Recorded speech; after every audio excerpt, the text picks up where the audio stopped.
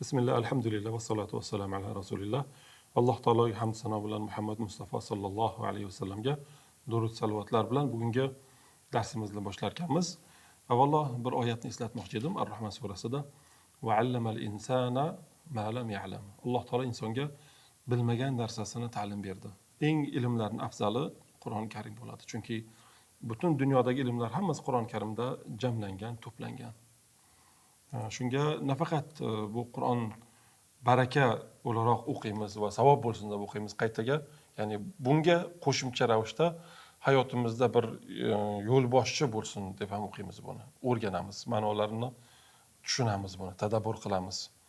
Hozirgacha ilm fanni lol qoldirib kelayotgan mo'jizalar bor. Ya'ni qiyomat kunigacha davom etadi bu narsa. Qur'on Karim ma'nolari ostida. Xo'p, bu muqaddimadan keyin hozir bitta tanbih aytib o'tmoqchi edim. Biz hozir o'qiyotgan mana muallim soni tajvid qoidalari bilan birga Ahmad Hodiy Maqsudiy, lekin bu yerda boshqa qoidalarni ham qo'shib yuborilgan. Masalan, agar bunda kiradigan bo'lsak, yana 3-4 ta dars uzayib ketishi mumkin to Qur'onga tushgunimizcha. Masalan, harfning maxrajlari, xo'p, tajvid qoidalari, bularni cho'zib yuborilgan ozgina. Shuning uchun muallim sonining asl nusxasidan agar o'tadigan bo'lsak, bugun oxirgi darsimiz bo'ladi, Qur'onga tushishimizdan oldin. Agar bugungi darsni bitiradigan bo'lsak, inshaalloh keyingi darsdan Qur'ondan suralardan o'qishni boshlaymiz inshaalloh. Bu kerak emas degan narsa paydo bo'lib qolmaydimi Yo'q, odamlarda? kerak emas degan narsa emas. Bu yerda tezroq Qur'onga tushadigan bo'lsak, tajvid qoidalari uchun alohida bir link ajratib turib yoki bir alohida boshqa dars qilinadigan bo'lsa, batafsil. Bu yerda umuman masalan tajvid qoidasiga kirmadik degan gap yo'q, balki ko'p qoidalarni taqriban o'rganib bo'ldik. Batafsil, bafurja o'rganishlik uchun boshqa alohida dars tashkil qilish kerak bo'ladi. Ungacha hozir eng muhim qoidalari bor. Bugun inshaalloh aytib o'tamiz, tugatamiz buni inshaalloh. Bu yoqqa ham ko'rsatib qo'ying. Mana bu siyoh rang kitob, muallim soni. Endi hozir bu olov rangli kitob muallim soni. Bugun o'tadigan darsimiz bo'lmasa, boshqa kitobga o'tdik. Ya'ni boshqa nusxasiga o'tdik kitobni. Mana shu darslarni o'tsak inshaalloh, qani. Bo'ldi. Bugun bitta dars bilan inshaalloh Qur'onga tushamiz. Inshaalloh. Xo'p, oldingi safar vaqf to'xtashni o'tgan edik. Ya'ni to'xtashda nasta'inu bo'lsa qanday o'qirdik buni? Nasta'in deb o'qiymiz-da. Chiroyli qilib harflarni joyidan chiqarib. Nasta'in, Nasta'in. nasta'in. Ha. Yu'minun, Yu'minun. yu'minun. Ha. Ya'lamun. Xo'p, oxiri tanvin bilan, fathali tanvin bilan tugasa qanday to'xtardik? Yusron. Yusron, Xo'p, to'xtasak? yusro. Mashalloh. Maryam surasidan bir necha misollarni o'qigan edik o'sha darsda, o'tgan darsda. Abadan bo'lsa? Abada, Abada. abada. Xo'p. Tawwaba, Mashalloh. Ha, buni? G'ishavatun. g'ishavat, G'ishavatun qanday to'xtardik? g'ishava, G'ishava. g'ishava. Oxirida yumshoq ha bilan. G'ishava. Hamiyah. Hamiyah, Bu mumaddada. mumaddada. Yo'q, men uraman. Xo'p, mad. Mad cho'zish degan edik va cho'zishning ahamiyatini aytib o'tgan edik. Bir necha darsdan beri takrorlaymiz. Ma'nolar o'zgarishga sabab bo'ladi. Xo'p, va madning har xil turlari bor. 2 harakatdan 6 harakatgacha cho'ziladigan mad turlari bor. Buni tajvid darslarida mukammal, batafsil 5-6 xil madlarni aytiladi. Ya'ni qayerda qancha cho'zishlik. Xo'p, mad cho'zib o'qish demakdir. Quyidagi misollarda alif, vov hamda yo harflari ustida mad belgisi qo'yilgan. Masalan, mana sa'a. Nechtaligini qayerdan bildik shunda? Agar mana 4 harakatdan 6 harakatgacha cho'ziladi. Agar maddan keyin hamza keladigan bo'lsa. 4 harakatdan 6 hamza bor, harakatgacha. agar bu hamza bo'lmasa, sa bo'ldi. Lekin hamza bo'lsa yoki sukun keladigan bo'lsa ko'proq cho'ziladi. Sa'a. Sa'a, Sha'a. Sha'a. Ah emas, oddiy. Oddiy A. Ha. Jaa. Ja'a. Ulaika. Ulaika. Bu yerda mad cho'zishi bor. Undan keyin hamza kelgani uchun cho'zishni 2 harakatdan 4 harakatgacha cho'ziladi, uzaytiriladi. Bunda qarang, ikkita mad kelgan. Ha-ulai. Ikkita mat kelgan derkan? Ha deganda mad bor bitta, hamza, Hamza. keyin To'rtta. lam, bundan keyin yana bitta mad bor, undan keyin yana hamza bor. To'rtta, 8 ta. Bitta kalimada ikkita uzun cho'ziladigan mad bor. Ha-ulai. Haulai. Ha Hamzalar, bilan lani uzaytiramiz, shunday to'g'rimi? hamzalar aniq chiqsin. Ha-ulai. Haulai. Ayn emas. I. Haulai. Ana. Sawaun. Sawaun. Yoki bunday tanvin bilan to'xtalsa, qanaqa to'xtaladi? Sawa. Sawa. Shunday. Masalan, mana. Sailun, sail. Sa'il. Ayn emas. Aynni o'rganuvdim-da. Sa'i. Yangi o'rganganlar salom berganda ham haligi oddiy. Assalomu alaykum bor-ku. Assalomu alaykum deb salom berishadi.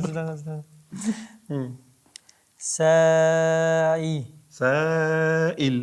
Sa'il. Qani bir harakat qilingchi o'zingiz to'g'ri o'qishga shuni. Yatu.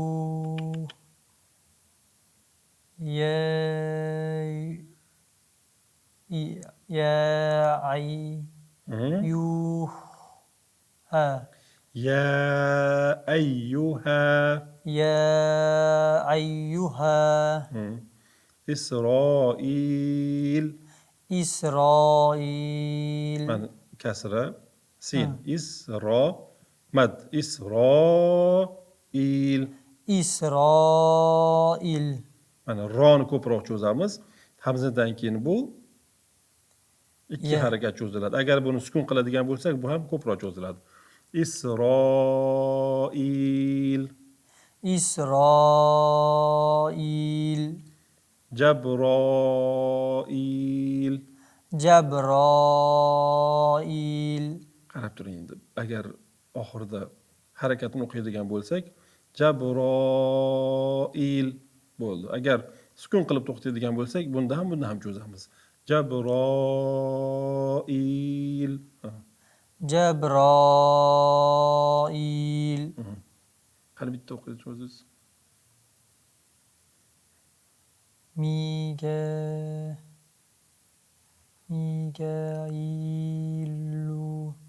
Sukun qilib to'xtang oxirini.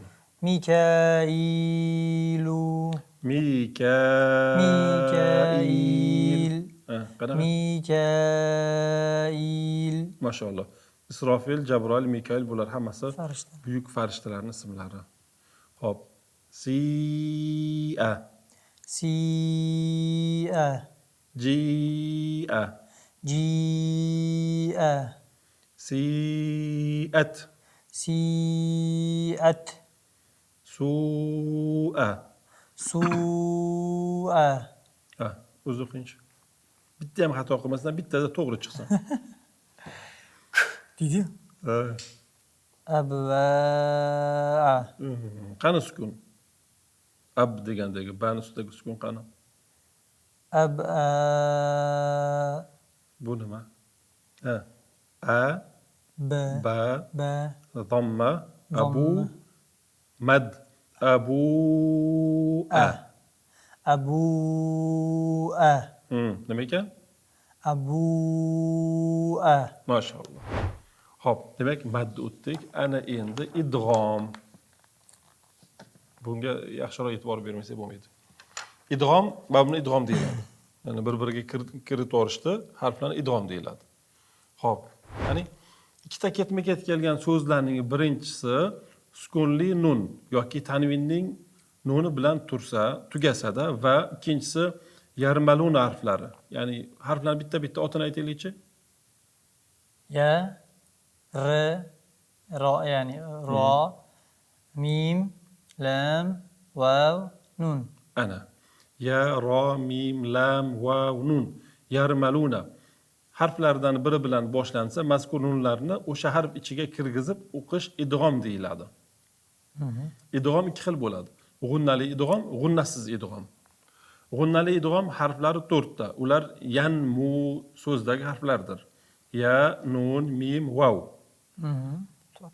Sukunli nun yoki tanvinning nuni yanmu so'zdagi harflarning biriga yo'liqqanda o'sha harf ichiga kirgizib dimoq bilan o'qiladi.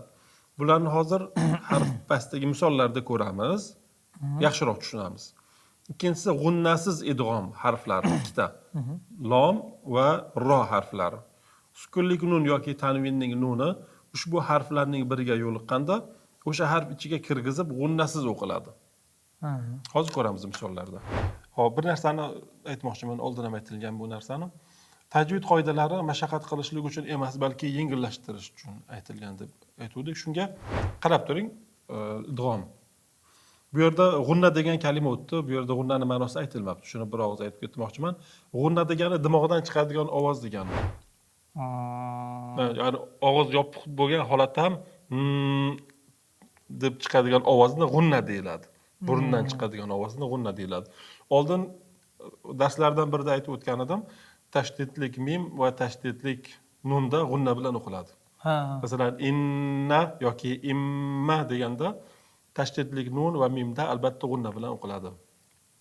Demak, g'unna degani tepadagi bu harflarda g'unna bilan idg'om qilinadi, pastdagi lam va ro harflarida g'unnasiz idg'om qilinadi. Masalan, min o'qingchi o'zingiz bitta. Min masadi. To'g'ri, cho'zmasdan bironta ham mad yo'q bu yerda. Min masadi. Nimaga sani cho'zyapsiz? Min masadi. Min masadin.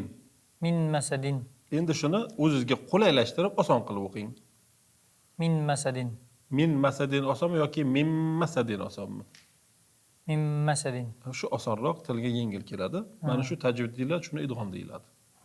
Ya'ni sukunlik nundan keyin mim harf kelsa, nunni mimga kirgizib yuboriladi. Ya'ni nunni ham mim qilib o'qib yuboriladi. Min masadin. Masadin. Min masadin. Bu o'qilishligi yozilgan. Qur'onda bunaqa yozilmaydi, o'qilishi shunday o'qiladi degani. Shunday kichkina qilib yozibdi. Ikkinchisi sukunlik nundan keyin nun harf keldi. Lan nu'mina. Lan nu'mina. Ozgina ikki harakat ushlab turiladi g'unna uchun. Lan nu'mina. Lan nu'mina. Hop, g'unna emasligini qayerdan bilamiz? Burnni bekitib o'qiy olmaysiz buni. O'qingchi bitta burnni bekitib turib. Lan nu'mina. Lan nu'mina. Lan nu'mina. Hop. Demak, mim harfi o'tdi, mana mim harfi. Nun harfi ham o'tdi, mana nun harfi. Bu vav harfiga. Miwaliyin. Miwaliyin. Endi min valiyin deb o'qib ko'ring. Min valiyin. Endi miwaliyin. Miwaliyin. Qaysi biri yengil? Ikkinchisi. Miwaliyin yengil bo'ladi. Qo'shib Shu tajvid bo'ladi. Sukunlik nundan keyin vav harfi, mana vav harfi keldi. Miwaliyin. Miwaliyin. Hop, 4-chi g'unnalik idg'omga misol, sukunlik nundan keyin ya harfi kelishi. Va may ya'mal. Va man ya'mal. Endi tajvidsiz o'qib ko'ramiz. Va man ya'mal. Va man ya'mal. Va man ya'mal. Va man ya'mal. Va man ya'mal. To'g'ri o'qildi, xato yo'q, lekin talaffuz qilishligida va man ya'mal desa o'ziga mashaqqat qilgan bo'ladi. Yengillashtirib o'qiladi. Va man ya'mal. Va man ya'mal. Mashalloh, ya harfi ham o'tdi mana. Endi bu yerda g'unnasiz idg'omga misol. Va man lam. Va man lam. Endi tajvidsiz o'qingchi buni. Va man lam. Va man lam. Va man lam. Nun bilan lom harfini mahraj yaqin bo'lgani uchun va man lam qilib nundan lomga ko'chirishlik qiyinroq bo'ladi. Oson bo'lish uchun va man lam. Va man lam. Buni burunni bekitib ham bemalol o'qiy olasiz. O'qingchi. Va man lam. Va man lam. Va man lam. Endi sukunlik nundan keyin ro harfi bu ham g'unnasiz idg'omni misoli mana. Ro mir robbihim. Mir robbihim. Mir robbihim. Mir robbihim. Tushunarliga? Ha. Xo'p, demak, sukunlik nundan keyin mim, sukunlik nundan keyin nun harf keldi. Bu yerda vav, Vav. bu yerda ya harflari. Xo'p, bu yerda lam, oxirisi ro harflari keldi. Bu demak tajvid qoidalari hammasini misoli, harflarga misol. Bu yerda nima degani deysizda bo'lsa, nun yoki tanvinning nuni bilan 3 qatorda bo'lsa, tanvinliga misol. Mana. O'qingchi. Xuddamin. Bitta kalimadan o'qiymiz. Shuni uzun o'qing. Hudan. Hudan. Ikkinchisi Min. min. Hudan min. Hudan min. Endi qo'shib o'qisak, Hudan hudan min. min. Hudan min. Xo'p. Tushundingiz-a? Demak, g'unnalikda albatta bir ikki harakat ushlab turiladi buni. Xuddi mimmasadin degandek, hudan min. Hudan min. Xo'p. O'qingchi. Shay'an. Kalima o'qiymiz. Shay'an. Shay'an. Bu Nu. Nukra. nukron. Nukron. Shay'an nukron. Shay'an nukron. Endi tajvidga amal qilib o'qiymiz. Shay'an nukron. Shay'an Shay'an nukron. to'xtaydigan bo'lsak, Shay'an nukra. mashalloh. Shay'an nukro. Shay'an nukra. Mashalloh. Xo'p, kalima keyin tajvidga binoan o'qiymiz. Ilahun. Ilahun. Vahidun. Vahidun. Vahidun. Vahidun. Vahidun. To'g'rimi? Aha. Nimasi to'g'ri? Vahidunda vovdan keyin alif bor. Birinchi xato vovni cho'zilmadi. Ikkinchisi hadan keyin yo yo'q, cho'zilmaydiganda cho'zdingiz. Bitta kalimada mashallah ikkita xato qildingiz. Vahidun asli vahidun bo'ladi. Bitta kalimada ikkita xato bor. Ana xato sizga. Vahidun. Ana, tushundingizmi? Aha.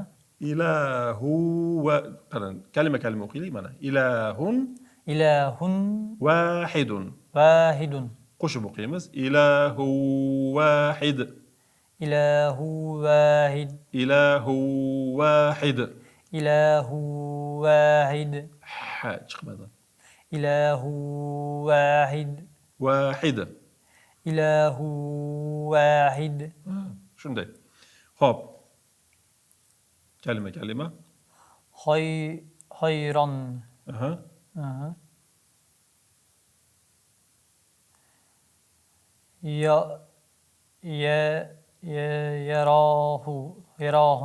Yarahun.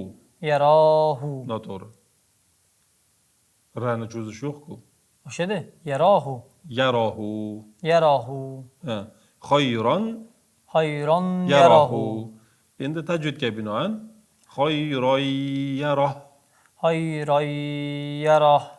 Bu Zalzala surasining oxirida keladi. Khayroyyarah. Hayroyyarah. Ha, shunday. Xo'p. Hudan. Hudan lilmuttaqina. Lilmuttaqina. Hudan. Hudan lilmuttaqina. Tajvidga binoan o'qisak. Hudal muttaqin. Hudal lilmuttaqina. Ana. Hudan lilmuttaqin. Hudal lilmuttaqin. Mashalloh. Xo'p. Bu lam g'unnasiz idg'omga misol, tanvinlik, ha? G'afuru. G'oni cho'zilmaydi. G'afurun. Kalima o'qiymiz. G'afurun. G'afurun. Rahimun. Rahimun. Endi tajvid bilan G'afurun rahim. G'afurur rahim. G'afurur rahim. G'afurur rahim. G'afurur rahim. Shu idg'om qoidasini tushuntirib bera olasizmi endi? Idg'om qoidasi ikki xil bo'ladi. Hop. Bittasi g'unnali, bittasi g'unnasiz. G'unna nima? G'unna bu burunda chiqadigan chiqadigan ovoz. ovoz. Dimoqdan chiqadigan Ha. ovoz. Ular ya, vav, mim, lam. Ya'ni idg'om Idg'om. harflari Idg'om. yarmaluna. Ha, idg'om harflari ya, yavmaluna. Yarmaluna. Ha, yarmaluna. Hop. G'unnali idg'om 4 ta. Yanmu. Aha. Yanmu. Shu harflar kelganda burunda chiqariladi. Hop. Mana shuni tushuntirib beringchi menga. Qanaqa qilib idg'om bo'ladi shunda? Kalimaga so'zma-so'z o'qiylik. Mim, Hop. nun, mim, sa, dal. Shu harflar o'qilganda n tushib qoladi. Bu g'unnasiz idg'om. Hop. Qanday qilib o'qiymiz? Mim masadu, min masadi. Qanaqa? Yana bitta. Mim masadi. Mashalloh. Mim masadi. Nun tushib qoladi o'rtada. Ha? To'g'rimi? Tushib qolmaydi, keyingi harfga aylantirib yuboramiz buni nunni. Tushib qolmaydimi bu? Yo'q. Yoziladi. Agar tushib qoladi desak, mimasadin bo'lib qolishi kerak. Tushib qoladi desak. Ha. Keyingisiga alishib ketadi desak, mimmasadin bo'ladi. Ha. Tushundingiz? Ha, tushib qolmaydi, yoziladi, lekin o'qilmaydi. Ha, shunday. Endi Qur'on olib kelinsa, hop, idg'om qoidalarini Qur'ondan bir qidirib ko'ramiz hozir bo'lmasam. O'rtasidan bitta olsangiz. O'zi ipi bor ekan. Hop. Siz bu betdanmi, bu betdan? Kim birinchi topish? Idg'om qoidalari bilanmi? Idg'omga tegishli qoidalarni kim birinchi topish? Mana. Isbotlayman berish. Masaki mana.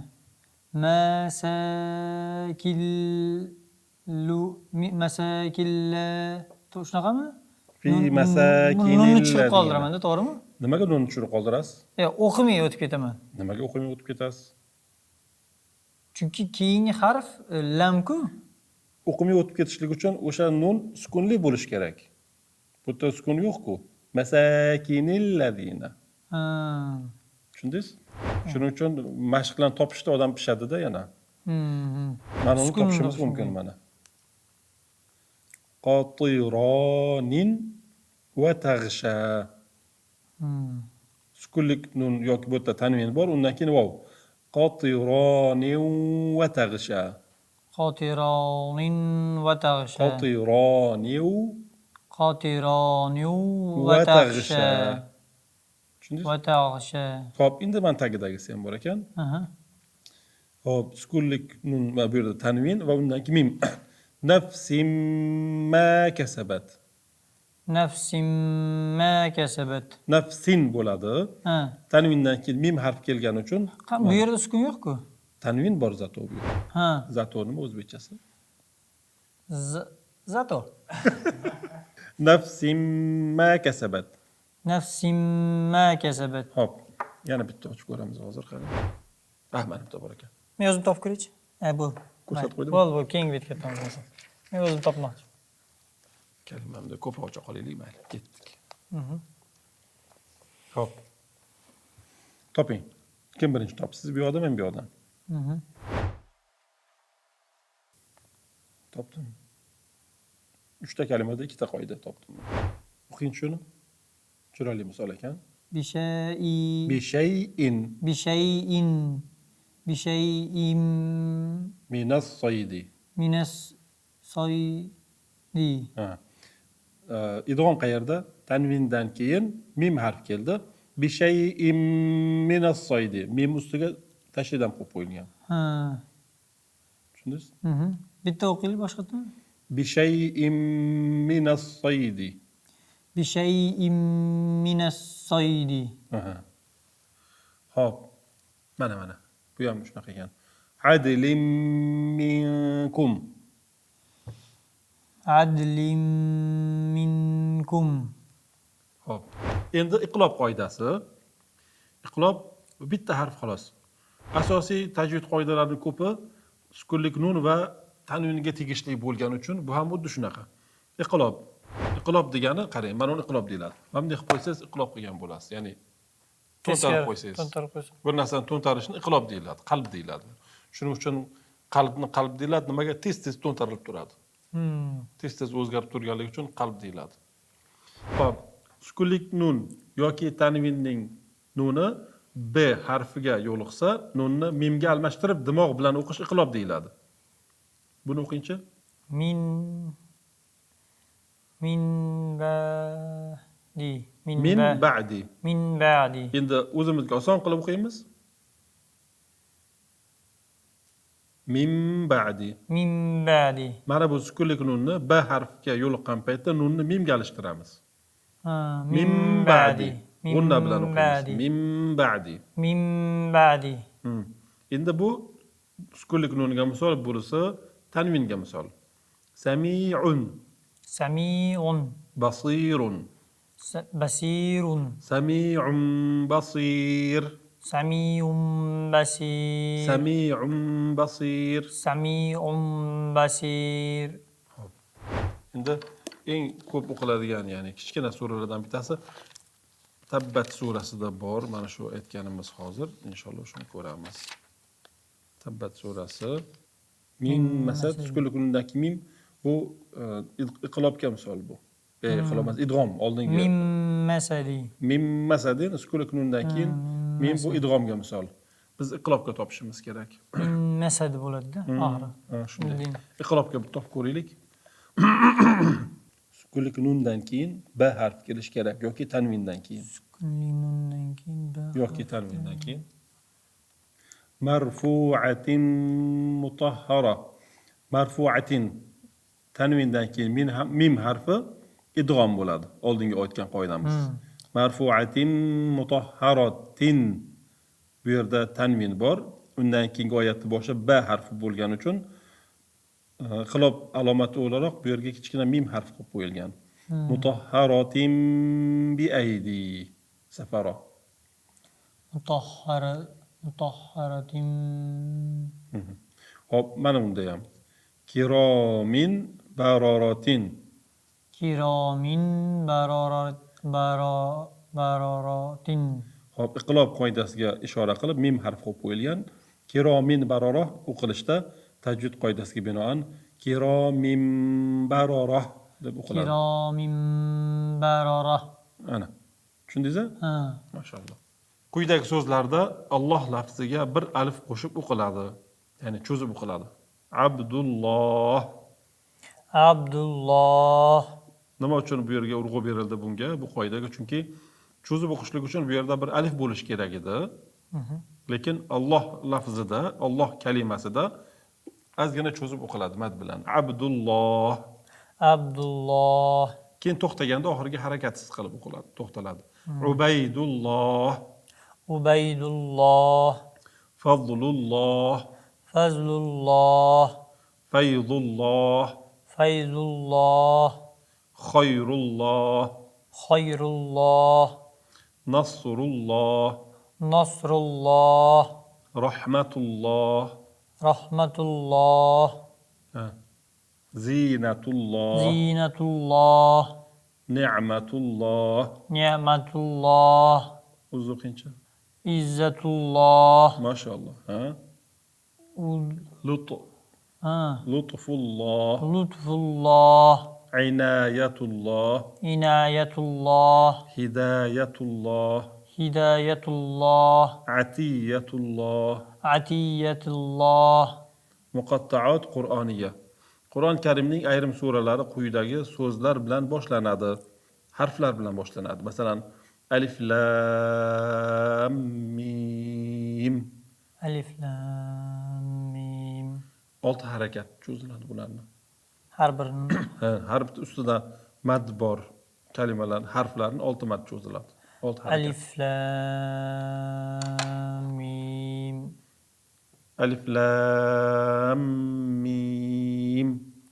Alif lam mim. Mashalloh. Alif lam mim sad. Alif lam mim sad. Bu yerda harflarni uzib berilgan. Kuzatuvchilar chalg'imasligi uchun ulab qo'yamiz. Alif lam ro. Alif lam ro. Alif lam mim ro. Alif lam mim ro. Bu qaysi surada mana shu? Uzunroq kalimalar harflarni hammasini harf ismi bilan o'qiymiz. Qarang, cho'ziladigan ustiga mat qo'yilgan, bular cho'zilmaydi. Kaf, ha, ya, ayn, sod. كاف كاف هاي Qarang, e'tibor bering. Har bitta harfni o'zini ismi bilan o'qiymiz. Kaf, ha, ya, ayn, sod. كاف هاي يا عين صاد كهف surasidanmi? Yo'q, Maryam surasida ko'ramiz hozir buni. كاف ها يا Qarang, ha bilan yani 2 harakat cho'zamiz xolos. Qolganlarini ko'proq cho'zamiz. Yaxshilab eshiting. Kaf, ha, ya, ayn, sod. كاف عين كاف ها يا عين صاد Mashallah, zo'r. Toha. طه 2 harakat cho'ziladi, bo'ldi. طه Ulab qo'yamiz buni. Tosin, mim. طاسيم Mana tagida o'qilishini yozilgan. Tosin, mim. طاسين ميم Tosin. طاسين Hop. Bu ko'pchilik eshitgan suraning boshi. O'qing o'zingiz.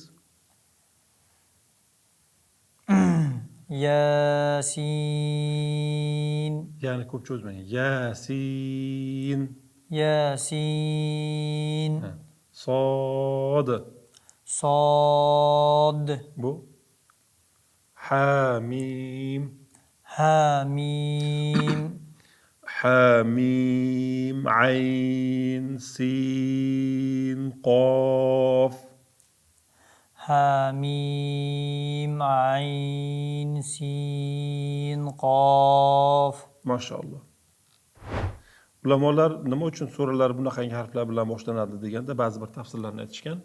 Aytishadiki, sizlar o'qiyotgan bu mo'jizaviy Qur'on sizlar odatiy ishlatadigan harflaringizdan tashkil topgan. Shunday bo'lsa, mo'jizaviy Qur'onligini isbotlashlik uchun deb aytishgan sizlar. Qof, قاف nun. نون Endi mana shu suralarning ba'zilarini Qur'ondan jonli o'qib ko'ramiz. Ya'ni bu yerda kalimaning o'zi keltirilgan, lekin Qur'ondan shuni o'zini ko'ramiz. Anbiyo surasi, Ibrohim, Nahl, Isro, Kaf, Maryam surasi mana. كاف ها يا عين A deb cho'zmaymiz. Ayn. عين صاد Mashallah. Xo'p. Yana bizda qaysi suralari bor? O'rtada harf bilan boshlanadigan mana. Jathiya surasi. Nima deb o'qiymiz? حميم Hamim. حميم Xo'p. Baqara surasining boshi. ألف لام ميم Mashallah, zo'r. Bugun darsimiz bo'lsa ham shulardan iborat. Vazifalarni daftarga Qur'ondan topib yozib kelasiz. Xo'p. Keyingi darsdan inshaalloh kalimalar o'qishni boshlaymiz. Aziz tomoshabinlar, inshaalloh oz qoldi. Xudo xolasa yaqin kunlarda Qur'onga tushamiz. Oramizda o'qiyotganlar bo'lsa, ko'p takrorlashsin. Menga o'xshab. Dangasalik qilishmasin. Dangasalik qilishmasin. Keyin ko'rsatuvda ko'rishguncha hay. Salomat bo'linglar. Assalomu alaykum va rahmatulloh.